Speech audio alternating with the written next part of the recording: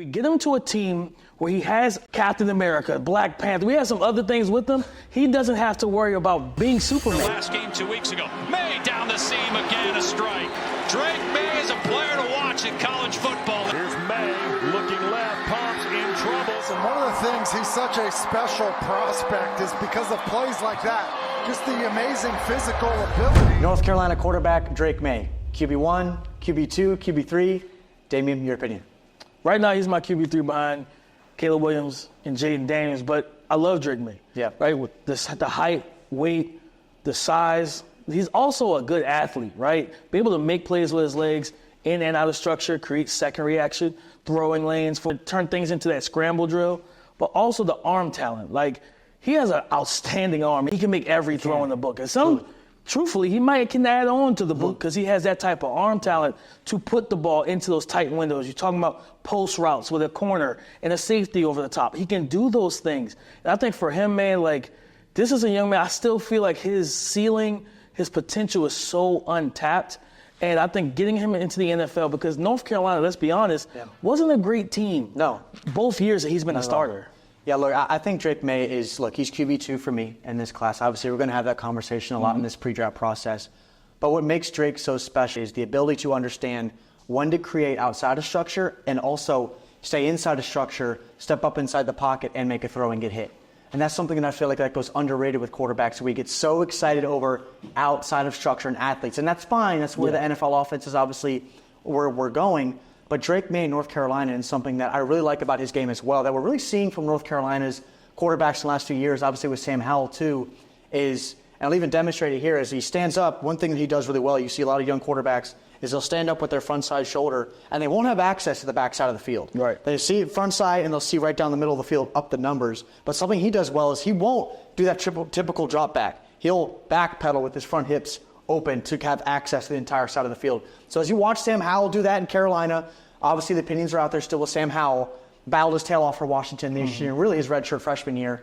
But Drake Maye, potentially, in Washington, someone to where, look, we don't want to get in that North Carolina conversation and say he can't play quarterback because he wore that Tar Heel helmet. Just Drake Maye, I think, is that special type of athlete that I think, for me, wins above the neck before he ever has to win below the neck. 100%. We talk about trucks, trailers, hitches. When I look for a truck is, if things aren't right around them, what can you do? Yeah. And the only reason why North Carolina was prevalent the past 2 years is because of Drake Maye. Yeah. His number one receiver, his best receiver over these past 2 years was a slot receiver for the Indianapolis Colts. One of my guys, Josh Downs, right? But outside of that, what else did he have? He didn't have a lot in terms of receiving. The offensive line was kind of shaky. For me, I feel comfortable putting a young man like him and not having to worry, like, if he goes to a not so clean situation, is he going to be bothered? No, because he wasn't in a clean situation at North Carolina. If you get him into an even cleaner situation, you're going to get a cleaner and better version of him. One thing about Drake Maye that I really like to see is it's easy to turn on the Drake Maye tape earlier in the year, in the middle portion of the year, and watch him against Miami, watch him against Syracuse, and really that stretch of games in the middle of the year where he threw 8 touchdowns and no picks.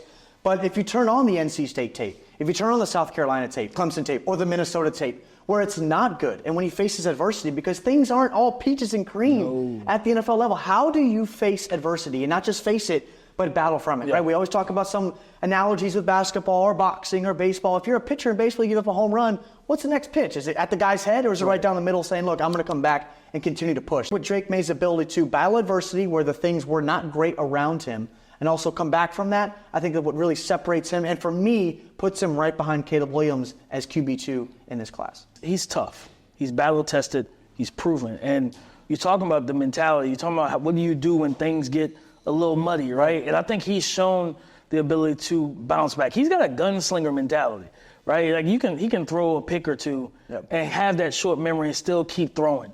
One, because he knows that the team is on his back. But I think the one thing that I want to see him just work on and improve is learning when to be Superman and when to be Clark Kent. There's sometimes I don't need you to step into that phone booth. Just go to work. Keep the briefcase, keep the glasses on, keep the suit on, and just go and punch in and punch out. I don't always need you to step in and save the entire world. And I think that's going to be prevalent. If we get him to a team where he has other superheroes with him, other Captain America, Black Panther, he doesn't have to worry about being Superman. He doesn't have to step in there and say, listen, man, it's all on me. Because what happens is you start playing hero ball, you start making turnovers, you start making bad decisions. And Drake Maye tends to do that from time to time. So you want to kind of pull it back, dial it back, and not make certain throws and reads. Because when the other team's scoring, he knows my defense can't really get a stop. Yeah. It's more onus on him. It's like, no, I want him in a situation where he can just be a piece.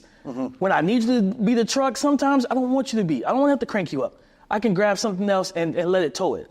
Which is also why coaching and development is also a big part of the process. So obviously Drake Maye, a polarizing figure right in the 2024 NFL draft, a future face of the franchise, most likely going to go in the top 3 or 4 picks in the 2024 NFL draft.